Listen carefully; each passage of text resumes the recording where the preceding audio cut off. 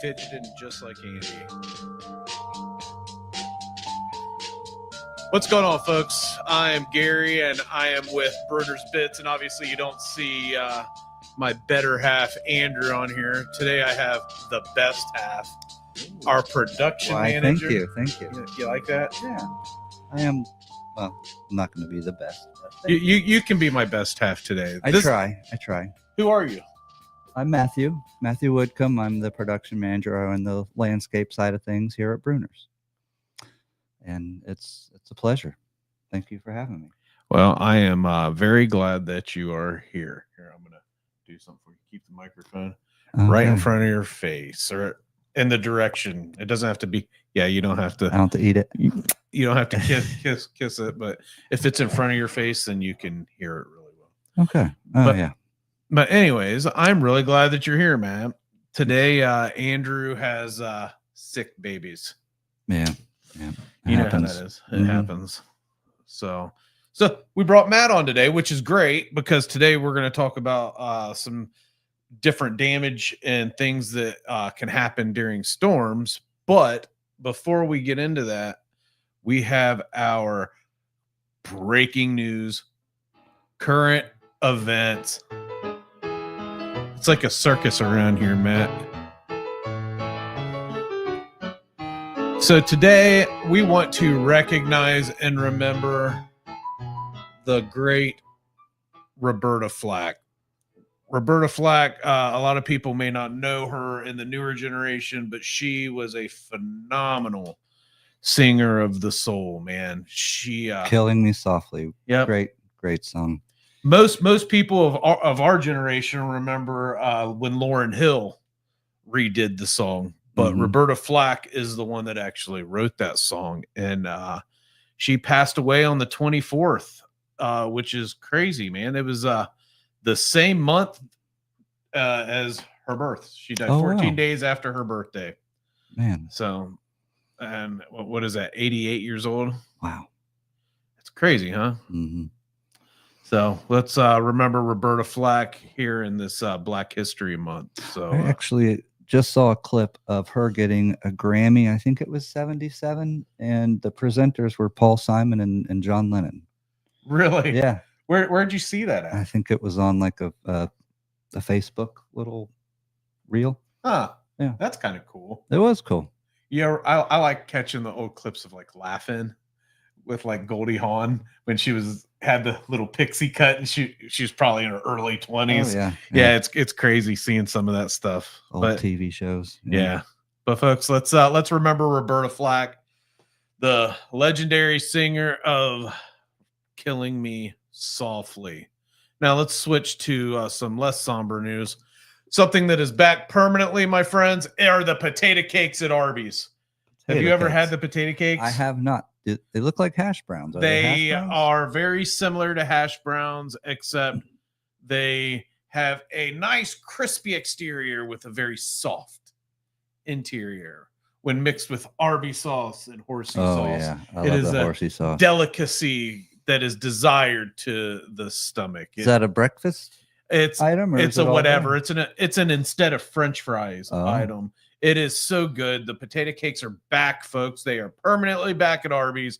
And as you can see, I haven't missed a meal recently, so I'm going to have to try and get me some potato cakes. I think lunch today, I'm definitely going to have to get some. I'll try it. And potato cakes are good, dude. Get some of the little Arby's sliders.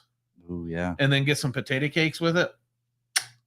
Dude, it's an amazing lunch. And those spicy jalapeno and cheese sliders. Oh, I could eat like 15 of those. And if you keep your own drink, don't buy a drink from Arby's. Get the potato cakes, get your own sliders.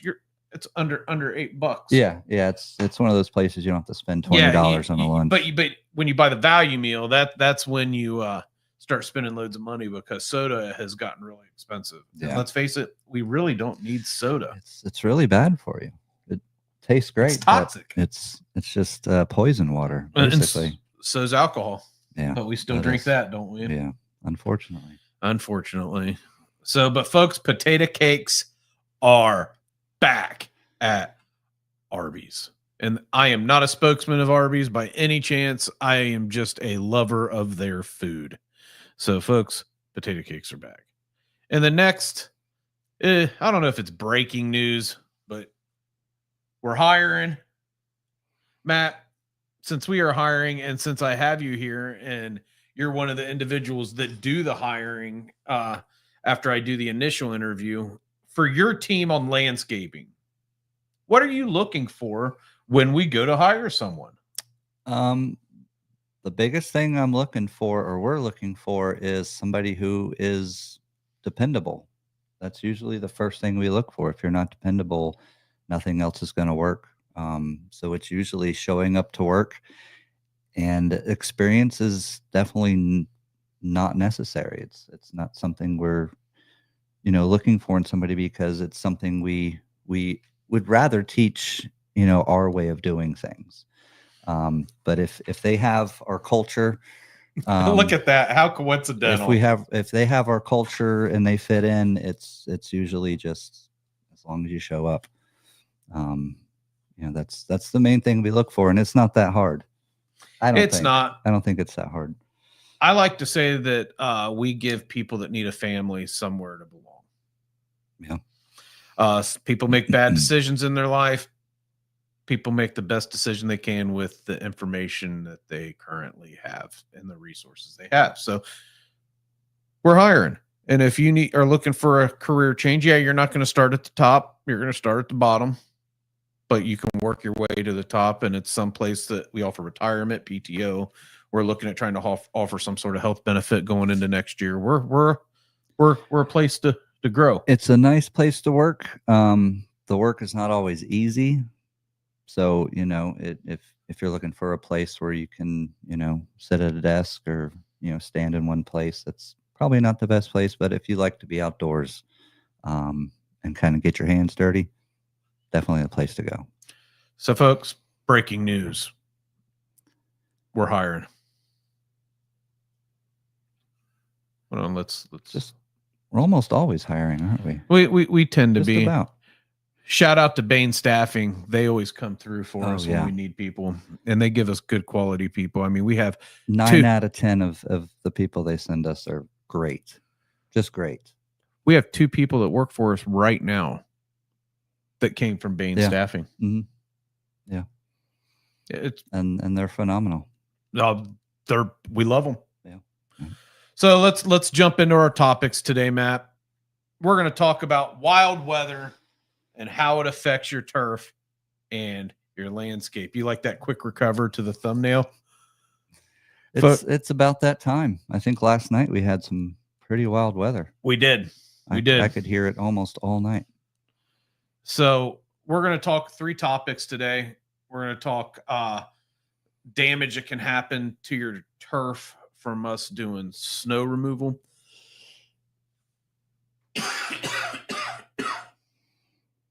See, you can shut the volume off so the coughing doesn't. I could have said something while you were doing that too. I was thinking. What were you going to say? I want to hear. Oh, it's inevitable for turf damage to happen from snow removal. No matter how careful you are, it happens. It does. Depending on the severity, that's the factor. If it's going to take a lot to repair, or just minor repairs, but it is inevitable to have some turf damage. Yeah, so we're going to talk about that. We're going to also talk about damage that can come from turf being too dry, too wet, landscapes, some of the challenges that we go through trying to do landscaping during the April showers. And I don't know, did I already say thunderstorm damage? Probably so. I don't think so. So snowstorm, thunderstorm damage, and wet and dry conditions. That's what we're going to talk about today. So let's dive in to snow removal. Yay, snow removal. So as someone that's out there doing snow removal, Matt, what are some of the biggest things, or what's something that you've caused damage to this year? This year, actually, the most damage I've done is those parking ballasts. When you pull into a parking lot and you pull up to the little concrete.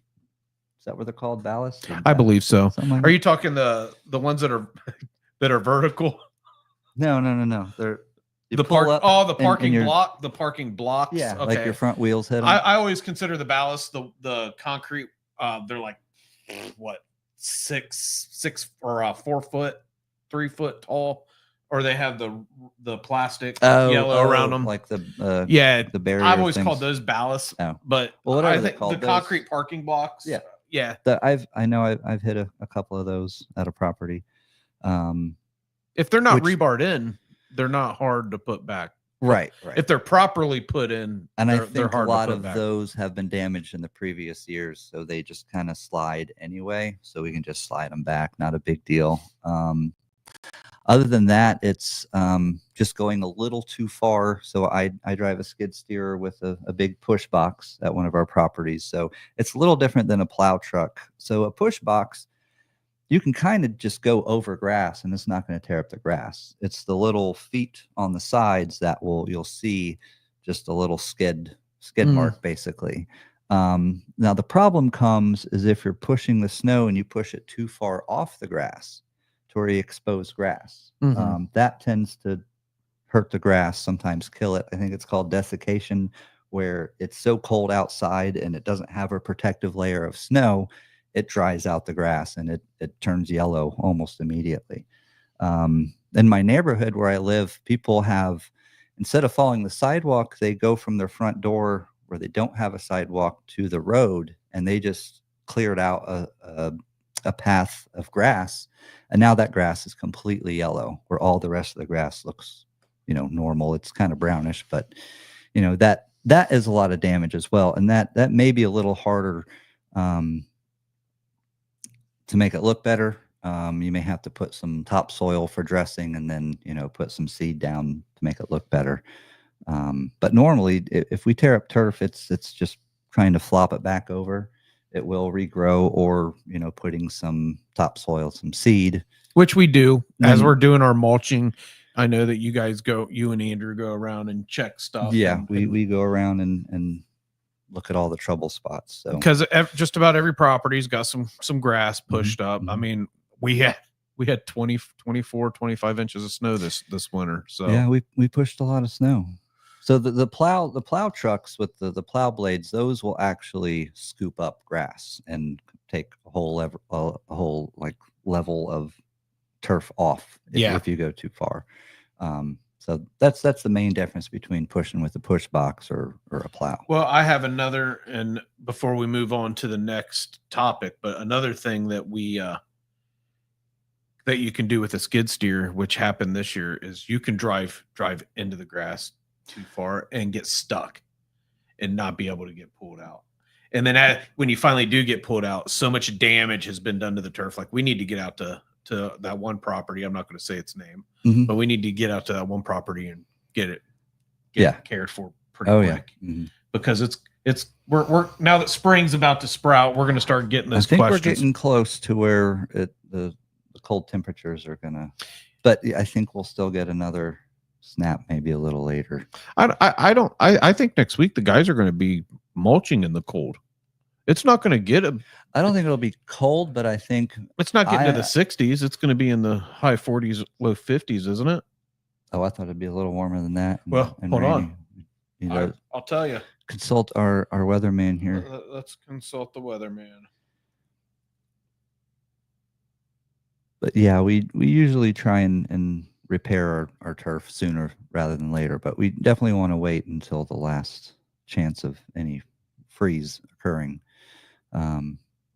Because starting next week, we get busy. We're going to start landscaping next week. Mulch, and I can't get my app to work. That's weird.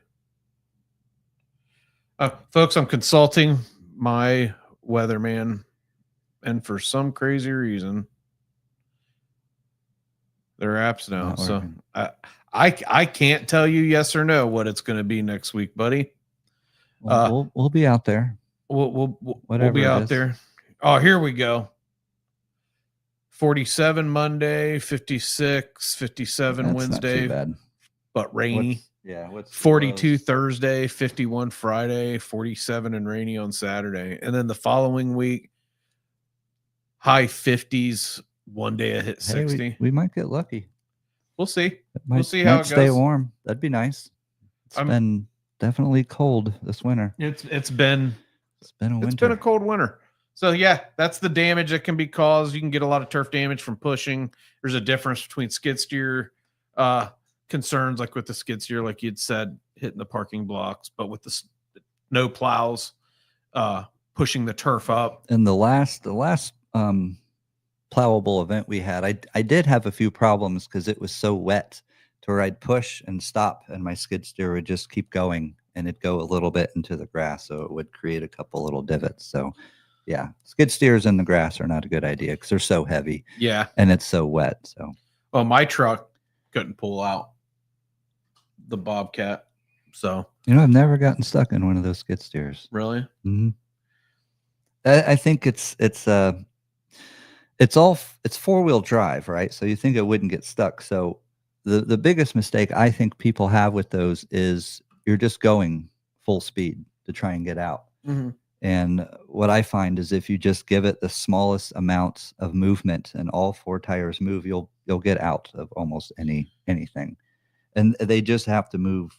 And if you know how to use your bucket, you can lift yourself out. The problem is if you don't do it right the first time, you get yourself stuck further, and then you start to panic, and then that always leads Noah's tires were buried up to the top almost. I mean, it was he learned a lot. He did. A good now he's one of our studs. Oh yeah, he flew through it the last time. Yep.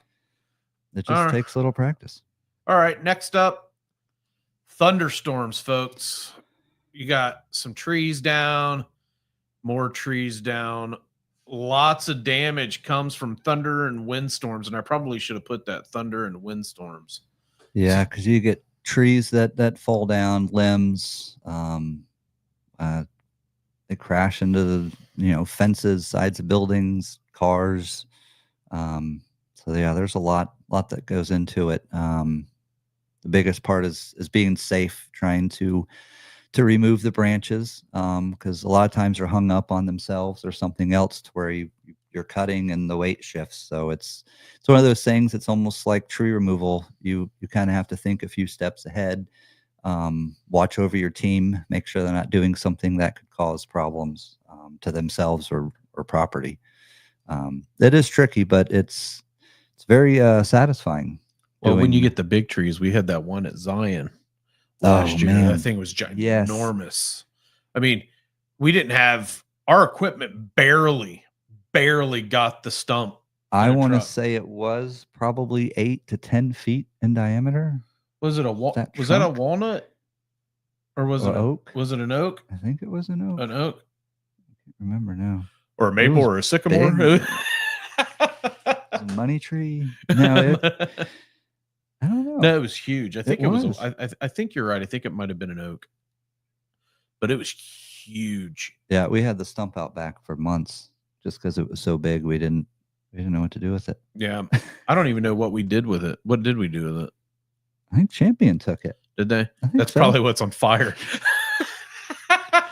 No, that's not our stuff. Don't let it burn. Oh boy. So how you liking it so far, Matt? It's okay. It's not as bad as you thought it would be. Yeah. I mean, nobody watches it, but they watch it afterwards, because I've had many people say, "Hey, I watched your show," and I'll look and there's like 200 views or something like that. Okay. Yeah, I don't know how many views last more than 5 seconds because they see my fat face. And what do you think of my food pantry shirt that was made for us? I wanted to do something different than brown.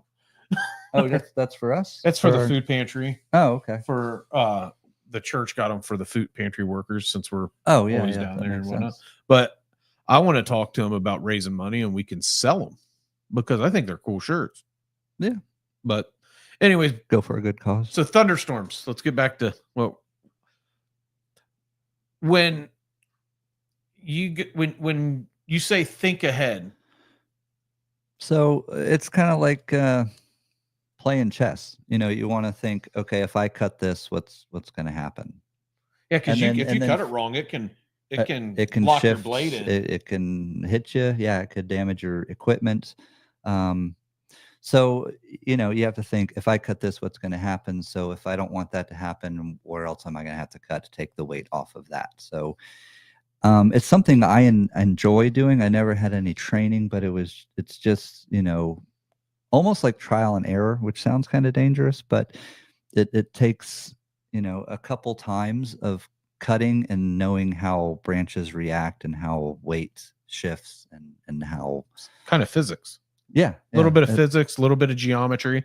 Because Yeah. sometimes you can't cut straight down. You have to wedge it so that it falls a certain way. Or because I mean, when we're not talking about small twigs, folks. We're talking about whole trees that have fallen down. Yeah, just uprooted and like that. This is a whole tree that completely uprooted that we had to figure out how to properly cut it to get it to fall. Because I mean, it's already down, so we don't need to climb it.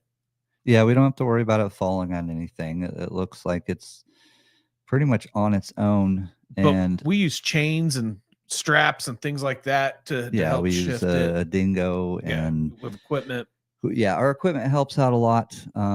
Holds the weight up as we're trying to cut something to get it to, because I mean that tree's at an angle. That tree was at an angle. Yeah, and I think I remember that one where the biggest problem actually, and this is almost with doing any trees, is the root system, the root ball, or you know, because if it's halfway out of the ground and you cut, you know, the bulk of the trunk off of it, it's really heavy, and that one was completely covered in mud. So you do your best to try and get all the mud off. And then I think we used forks on the dingo and just kind of pierced it and popped it out and threw it into a dump truck. Yeah. But it takes a little manipulating. And time. It takes a lot of time. Yeah. A lot of time. Takes time. I mean, we're not a tree company. We don't have cranes. And actually a tree company is probably not going to bring a crane in for that anyways. They're probably going to do similar. Not for that size, yeah. Probably some of the similar stuff that we would do, because it was in the open. Some of these trees, when they fall, we've been fortunate they're in the open, so we can cut them up. But there's a lot of branch pickup and things like that we do for our clients that aren't necessarily in the contracts. Yeah. We have crews out now doing miscellaneous storm cleanup because of last night. You know, I think we have thunderstorms last night? Yeah. I was a thunder, bear. lightning. I think it lasted until after midnight. Really? Yeah. Wow, maybe that's why I slept so good. I think I did wake up in my sleep and eat some cheese though. Found a little cheese in my beard, like a little mouse. Your dog doesn't come up and clean it out for you while you sleep? No, our dogs don't sleep in our bed. But thunderstorm damage, you got to be careful with it. Sometimes these trees can be on a house. When it's things like that, sometimes we will call in like Bartlett tree experts or Harrison Tree Services to come in. If it's out of our realm. We work within the realm of our insurance, but a lot of the time when the trees are already down, it falls within our scope. So, and a lot of times, you know, even if the tree's not down and it's just damage, like limbs have fallen, a lot of times we have to make sure that we cut the limb off properly so the tree doesn't get any type of damage. If if the limb breaks and it rips the bark off, you want to cut all the ripped bark off so the tree can heal. You know, you don't want to leave an open wound on a tree, just like you don't want to leave an open wound on yourself. It invites disease. And so that's a whole nother part of it too. You know, we want to care for the tree that's been damaged so the tree itself doesn't die. It's about caring for the plants, the property, the team. Before we close out on thunderstorm, windstorm damage, do we just let any team member use a chainsaw? Absolutely not. No, we don't. Chainsaws are very dangerous. You can just tell from movies how dangerous they are. You know, they're used as weapons. They're no joke. So we do require everybody to be trained fully on a chainsaw.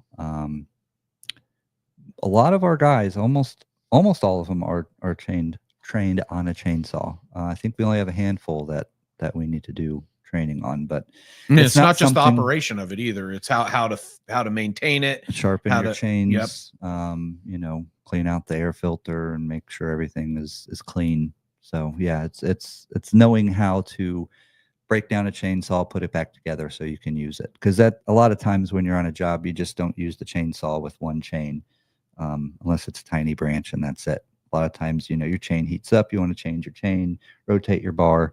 So it takes skill, to take apart the chainsaw and chain. You have to know what you're doing. And they're not cheap. No, they're not cheap. We want them to be able to be used for as long as we can have them. So, and it's not every day that we use a chainsaw. So it's not detrimental that we have every single person trained, but that would be ideal to have everybody trained to use all of our equipment. Well, as they move up in the system in our growth chart, our career ladder, they do get trained on the chainsaw. Team leaders have to be trained on chainsaws. All of our team leaders are, I think, except maybe one. We'll have to train them. All right. Is that Logan? No, I think it's Haley. Haley, our safety officer. I don't think she's ever used a chainsaw. She probably doesn't need to. No, no, not need. No, definitely not. All right. So thunderstorms cause lots of damage. And folks, if you're looking for a company that can take care of your storm damage, give Bruner's Lawn and Services a call at 937-681-4859. We'll care for your property with the utmost integrity. And if you just want to learn a little bit about Bruner's Lawn and Services, you can go to our website at www.brunersltd.com, and you can learn about all of the things that we do at our company and find out just how dependable we really are. And if you just want to tell me how stupid I look and how stupid I sound, by all means, you can comment below, or you can say nice things too. You don't sound that stupid. I don't sound that stupid. Or you can just leave some nice comments too. But nonetheless, if you want to show some respect, show some disrespect, whatever's your flavor, go ahead and leave a comment below. So Matthew, shall we continue? We shall continue. You like Larry? I like his hat. His got a little point on it. So Larry makes sure he wears his respirator when he's sharpening blades. Larry's, I think, 75 or 76 years old. Yeah. I love that guy. He's great. He's great. All right. So the last topic we're going to discuss is wet and dry turf. The wild weather that we get can cause wetness, or it can cause some drought conditions. You can get some dry grass, which makes it hard. And luckily, like in this picture, you can see the rain falling to give the grass some food.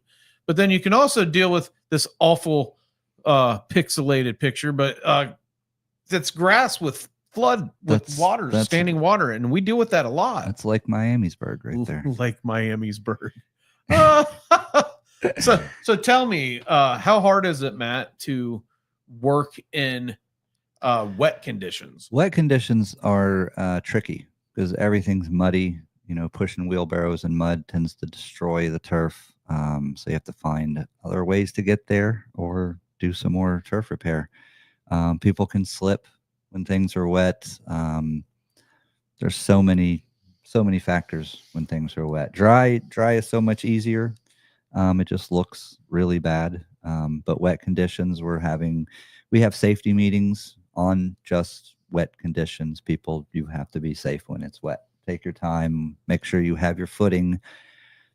Even, when it's just a little wet and you have debris, what are those things called? The round little balls that have the gum balls. Oh yeah, the gum. Oh. You don't think how bad they are when you're trying to push a wheelbarrow that's heavy and you step on a few and it's like you're stepping on ball bearings. Your feet just go from under you. So, and wet conditions also walnuts.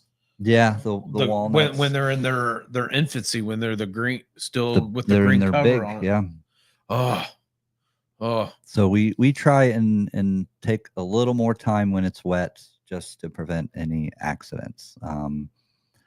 And like I said, it's a lot of damage with turf when you get into muddy situations. When we start mowing, our mowers walk their area that they have to mow, just to make sure it's not too wet to where the weight of the mower will track up mud and just make it look gross. It doesn't look good when it's muddy. It doesn't really hurt anything, but if you go out and cut your yard, you want to see a nice green grass instead of black lines through it. Now, if you don't have professionals out there, they can really damage your turf when they're mowing it. They can leave ruts. And that's when it's wet. When it's dry out, you can really damage the turf by stressing it, cutting it unnecessarily, cutting it too low, driving your tires over it when it doesn't need to be driven over. You can cause a lot of damage if you don't have professionals out there mowing your grass or doing your landscaping. I mean, you don't want a bobcat strolling through your front yard to plant a tree. They'll dig a hole to plant a tree. If you got freaking standing water in your front yard, we're going to damage it. And then we're going to spend more money as a company fixing the damage. Yeah. And nobody wants to do that. Nobody wants to put your team in an unsafe situation. Nobody wants to damage your client's property. We're partners. We're family. We try to do stuff and take care of things. So wet and dry conditions, they can cause a lot of issues. Wow, we've went longer, me and you, than me and Andy typically do. Take that. Yeah. Wow. Look at you. Hey. Look at you. So I've been on TV before. I was on the Macy's Thanksgiving Day Parade, seen by a few million people. Were you in a marching band? Yeah. So were you a dot on the TV? The little red star. I was. That was cool though, wasn't it? Yeah. Oh, it was amazing. Was it? Yeah. Yeah. All right. So that leads us to, folks, you can check me and Andy out every Thursday at 10 a.m. Or if Andy's not going to be here, you can check out Matt and me, I guess. He's our new sub. But every Thursday at 10 a.m. And next week, folks, me and Andy are going to talk about work-life balance, how it's important. And it's important for landscaping company right now because we're getting into our busy season. So work-life balance is crazy important. So we're going to talk about that next week. And then that's it. That's it. We're done. All right. We'll do what I like to call, Matt, the let's shoot the.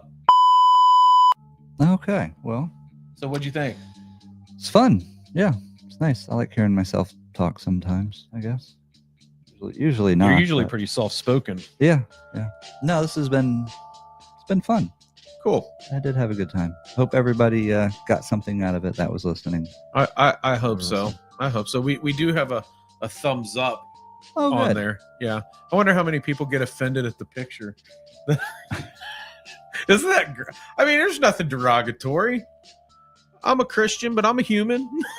I have humor. Kind of looks like you don't want your dog to go, but as long as you pick up after your dog, that's okay. Well, we do. Oh, that sucks when we're trying to landscape and you guys have to deal with dog crap. Yeah, especially when it's wet out, because then it kind of looks like mud and, kind of gets everywhere. I have a question for you. I don't care if people are listening to it or not, but I don't typically ask this of you guys. As a gift for Gavin for his birthday, granted you're going to get paid for it, but in like early May, can I get you guys to do a renovation of my yard? And maybe prior to early May, try to get some grass seed down on it. Because we're going to have Gavin's graduation party at our house. Okay. I just want to get like it looking pretty because I know it has potential to be pretty. But we'll talk more about it. Okay. Yeah, I'm thinking maybe like during a rain day or something, get the guys to go out and maybe remove some of my leaves and seed it and straw it. Yeah. Does it still get a lot of shade in your backyard? It does. That's why right now's the time to get it. That way I have time to get a couple mows on it. I was going to say, if the weather is good, we could probably do it sooner rather than later. Well, I'll leave that in your hands.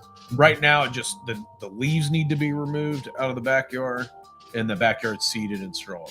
And then once that's done, everything else can happen just before graduation. Right. Because then it's just like throwing some trimming some shrubs. Prettying it up. Yeah, maybe me getting some decorations, having you guys help me decorate. Oh. So we can do that. Yeah, because you guys are all going to be invited. Cool. I'm sure you guys all want to come. Oh, we'll be there. My family will be there. I'm sure. Yeah. So, all right, folks. Thanks a lot. for hanging out with me and Matt today. And I just realized that whole shoot the crap thing was on there the whole time we were talking right there. Yeah, that's all right. Oh, well, we were talking about my kid and graduation, whatever. So, hey, thanks for checking us out. Thanks for helping us out, Matt. Thanks for all the hard work you do for us. Everybody have a good day. At Burners Lawn and Services, there's one thing that we always say that matters, Matt. And what is that? Satisfaction. Satisfaction. I don't ever make you memorize that. I was like, what's our core values? Dependability, integrity, and respect. There we go. All right, folks, that's it. Have a great day. Have a great life. We're out. Bye.